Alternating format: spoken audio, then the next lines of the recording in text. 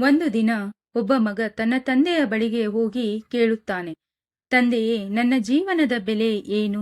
ನಾನು ಅದನ್ನು ಹೇಗೆ ಅರ್ಥೈಸಿಕೊಳ್ಳಬೇಕು ಎಂದು ಪ್ರಶ್ನಿಸುತ್ತಾನೆ.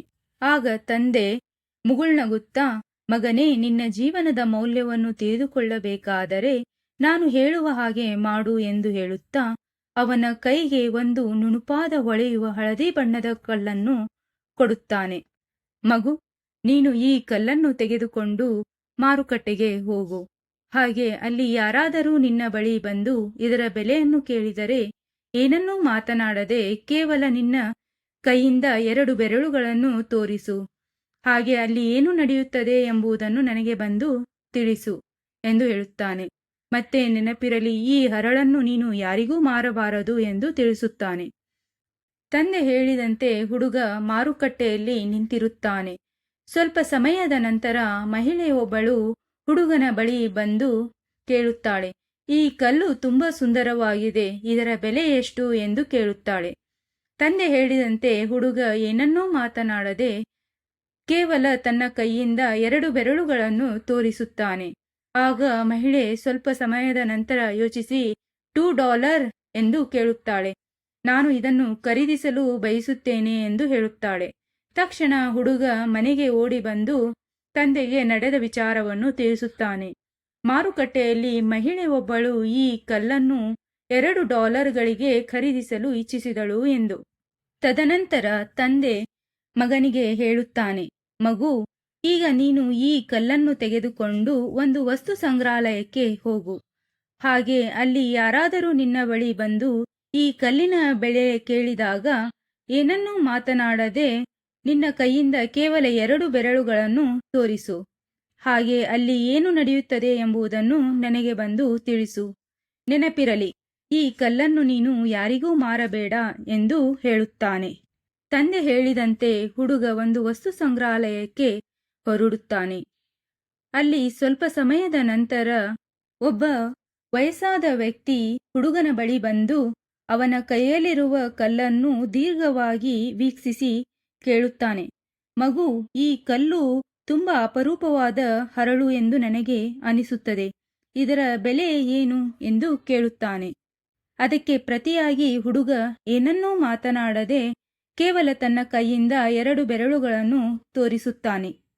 ಅದಕ್ಕೆ ಪ್ರತಿಯಾಗಿ ಆ ವ್ಯಕ್ತಿ, ಓ, ಇದರ ಬೆಲೆ $200, ಹಾಗಾದರೆ ನಾನು ಇದನ್ನು ಖರೀದಿಸಲು ಇಚ್ಛಿಸುತ್ತೇನೆ ಎಂದು ಹೇಳುತ್ತಾನೆ. ಅದರಿಂದ ಹುಡುಗ ಆಶ್ಚರ್ಯಚಕಿತನಾದನು. ಹಾಗೆ ತನ್ನ ತಂದೆಯ ಬಳಿ ಓಡಿ ಹೋಗಿ ಕೂಗುತ್ತಾ ಹೇಳುತ್ತಾನೆ, ತಂದೆ, ವಸ್ತು ಸಂಗ್ರಹಾಲಯದಲ್ಲಿ ಒಬ್ಬ ವ್ಯಕ್ತಿ ಈ ಕಲ್ಲನ್ನು $200ಗೆ ಖರೀದಿಸಲು ಬಯಸಿದನು ಎಂದು. ಆಗ ತಂದೆ ಹೇಳುತ್ತಾರೆ, ಸರಿ ಮಗನೇ, ಈಗ ನೀನು ಈ ಕಲ್ಲನ್ನು ತೆಗೆದುಕೊಂಡು ಹೋಗಬೇಕೆಂದು ನಾನು ಬಯಸುವ ಕೊನೆ ಸ್ಥಳವೆಂದರೆ ಅಮೂಲ್ಯವಾದ ಹರಳುಗಳ ಅಂಗಡಿಯಾಗಿದೆ. ಅಲ್ಲಿ ನೀನು ಈ ಕಲ್ಲನ್ನು ಒಬ್ಬ ಹರಳುಗಳ ವ್ಯಾಪಾರಿಗೆ ತೋರಿಸು.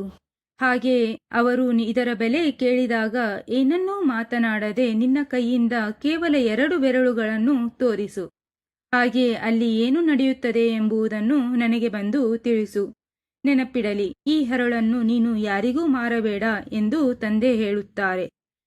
ಹಾಗೆ ತಂದೆ ಹೇಳಿದಂತೆ ಹುಡುಗ ಒಂದು ಹರಳುಗಳ ವ್ಯಾಪಾರಿಯ ಅಂಗಡಿಗೆ ತೆರಳುತ್ತಾನೆ ಮತ್ತು ಆ ಕಲ್ಲನ್ನು ಒಬ್ಬ ನುರಿತ ಹರಳುಗಳ ವ್ಯಾಪಾರಿಗೆ ತೋರಿಸುತ್ತಾನೆ.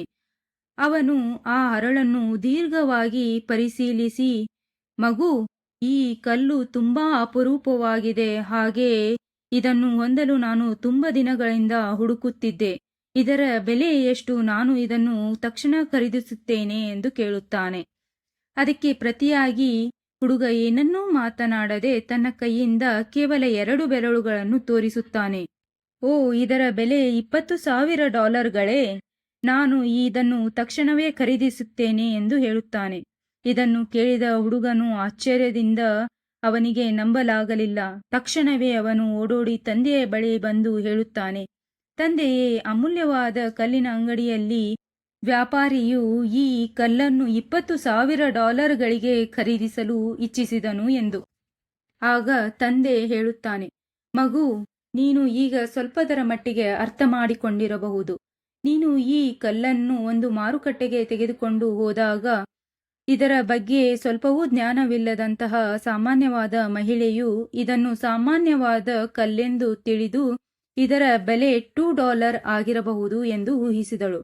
ಹಾಗೆಯೇ ನೀನು ಇದನ್ನು ವಸ್ತು ಸಂಗ್ರಹಾಲಯದಲ್ಲಿ ತೆಗೆದುಕೊಂಡು ಹೋದಾಗ ಸ್ವಲ್ಪದರ ಮಟ್ಟಿಗೆ ಹರಳುಗಳ ಜ್ಞಾನವಿರುವ ವ್ಯಕ್ತಿಯೊಬ್ಬ ಇದರ ಬೆಲೆ $200 ಎಂದು ಊಹಿಸಿದನು. ಈ ಕಲ್ಲನ್ನು ನೀನು ನುರಿತ ಹರಳುಗಳ ವ್ಯಾಪಾರಿಯ ಬಳಿ ತೆಗೆದುಕೊಂಡು ಹೋದಾಗ ಅವನು ಇದನ್ನು ಸರಿಯಾಗಿ ಪರಿಶೀಲಿಸಿ ಇದರ ಬೆಲೆ $20,000 ಎಂದು ಊಹಿಸಿದನು. ನಮ್ಮ ಅನುಭವ, ಶಕ್ತಿ, ಆಸಕ್ತಿಗಳು ಒಟ್ಟುಗೂಡಿದಾಗ ನಾವು ಯಾರು ಎಂಬುದು ತಿಳಿಯುತ್ತದೆ. ನಮ್ಮ ಮೌಲ್ಯವನ್ನು ನಾವು ಎಂದಿಗೂ ಕಡಿಮೆ ಮಾಡಿಕೊಳ್ಳಬಾರದು. ಬೇರೆಯವರು ಅವರವರ ಜ್ಞಾನಕ್ಕೆ ಅನುಗುಣವಾಗಿ ನಮ್ಮ ಬೆಲೆಯನ್ನು ಗುರುತಿಸಲು ಪ್ರಯತ್ನಿಸುತ್ತಾರೆ. ಆದರೆ ಇದರಿಂದ ನಾವು ಮಾನ್ಯತೆಯನ್ನು ಹುಡುಕುವ ಅವಶ್ಯಕತೆ ಇಲ್ಲ. ನಮ್ಮ ನಂಬಿಕೆಯಲ್ಲಿ ದೃಢವಾಗಿರಬೇಕು. ನಮ್ಮ ಸಾಮರ್ಥ್ಯದಲ್ಲಿ ವಿಶ್ವಾಸ ಹೊಂದಬೇಕು.